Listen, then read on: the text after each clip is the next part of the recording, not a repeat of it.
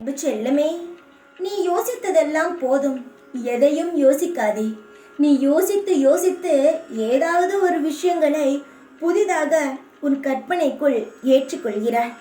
அந்த கற்பனையானது உன் வாழ்க்கையில் நடக்காது என்று இருப்பதையெல்லாம் நடந்து விடுமோ என்ற எண்ணத்திற்குள் உன்னை அழைத்து செல்கிறது. அதனால் சொல்கிறேன், எதை பற்றியும் யோசிக்க வேண்டாம். நான் எப்பொழுதும் உனக்கு சரியான பாதையை தான் காட்டுவேன்.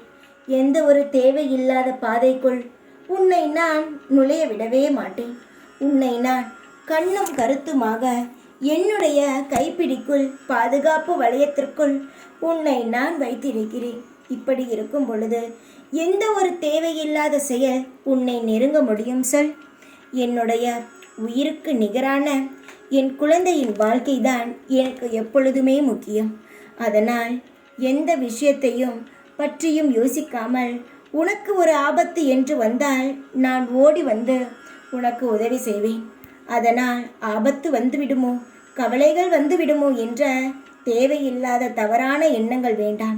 எந்த ஒரு ஆபத்தும் வராது, நல்லதுதான் நடக்கும் என்று நினைத்து பார். உனக்கு எல்லாம் நல்லதாகத்தான் நடக்கும். உன் வாழ்க்கையில் சிறு தோல்விகளே வந்தாலும் அதை பொருள்படுத்தாமல் மேலும் மேலும் உன் முயற்சிகளை செய்து கொண்டே இரு. தோல்வியை உன்னை பார்த்து பயந்து ஓடிவிடும். தங்கமே, கவலை இல்லாமல் தூங்கு.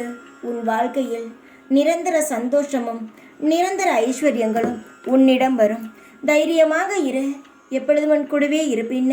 உன் மனதை அமைதிப்படுத்தி சந்தோஷப்படுத்துவதற்காகவும் தான் வருகிறேன்.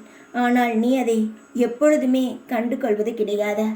என் தங்கமே, இன்று யாராவது உன்னை தேவையில்லாத பிரச்சனை செய்வது போல் இருந்தால் அவர்களிடம் எந்த ஒரு பதிலையும் கூறாமல், சற்று திரும்பியும் பார்க்காமல் அவர்களிடமிருந்து வெளியே வந்துவிடு.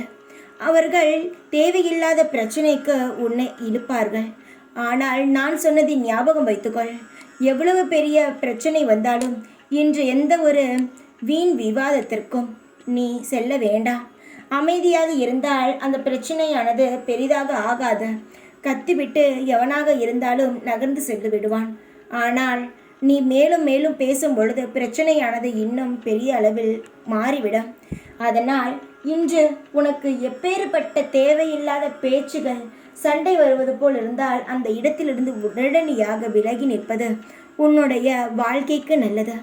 ஏனென்றால் உன்னை நான் எந்த ஒரு நொடியும் சண்டை சச்சரவுக்குள் அனுமதிக்க மாட்டேன். அதனால்தான் காலையிலேயே வந்து உன்னிடம் சொல்லிவிட்டேன். உன் வேலை என்னவோ அதில் மட்டும் முழு கவனத்தையும் செலுத்து. ஏதோ ஒரு இடத்தில் பிரச்சனை நடக்கிறது, அதை போய் பார்ப்போம் என்று கூட நீ பார்க்க வேண்டாம். நீ உன்னுடைய வேலையை மட்டும் செய். என்னுடைய தங்கத்தை பாதுகாத்து அரவணைத்து வைத்துக்கொள்வது என்னுடைய வேலை.